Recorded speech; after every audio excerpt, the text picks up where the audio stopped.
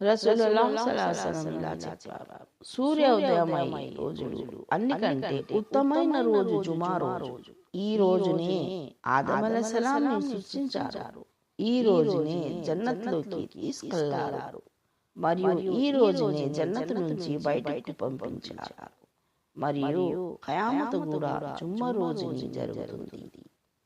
రసూలుల్లాహ్ సల్లల్లాహు అలైహి వసల్లం జుమా గురించి చెప్పారు. దాంట్లో ఒక గడి ఉన్నది.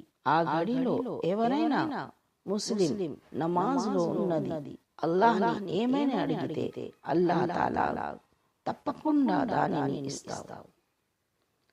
ఉలమా చెప్తారు, ఈ గడి అసర్ నుండి మగరిబ్ వరకు మధ్యలో ఉంటుంది. ఎవరైతే జుమా రోజు గుసుల్ చేస్తాడో, తర్వాత సాధ్యమైనంత పక్కాగా ఉంటాడో, నూనె రాసుకో లేదా ఇంట్లో సుగంధం పెట్టుకుంటూ, తర్వాత ఇంట్లో నుండి బయటికి వచ్చి 2 మంది మధ్యలో చిక్కన చేయకపోతే మరియు అల్లాహ్ ఇచ్చినంత నమాజ్ చేసి ఇమాం ఖుత్బా ఇవ్వగా మొదలు పెట్టగా మాటలు ఆడకపోతే, ఆ జుమా నుండి ఇంకొక జుమా వరకు వాళ్ళ పాపాలు క్షమించబడతాయి.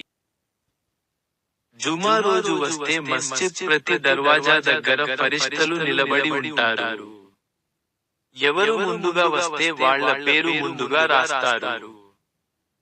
ఇమాం ఖుత్బా ఇవ్వడం కోసం కూర్చోగానే ఫరిష్తలు రిజిస్టర్ మూసివేస్తారు మరియు ఖుత్బా వినడానికి కూర్చుంటారు.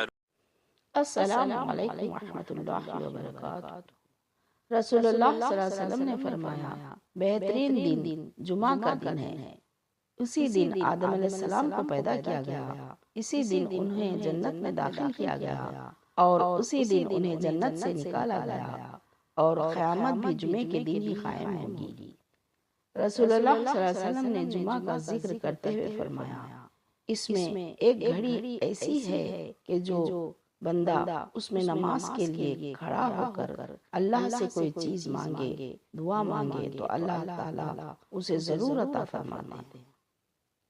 उलमा कहते हैं ये घड़ी असर से मगरिब के दरमियान है।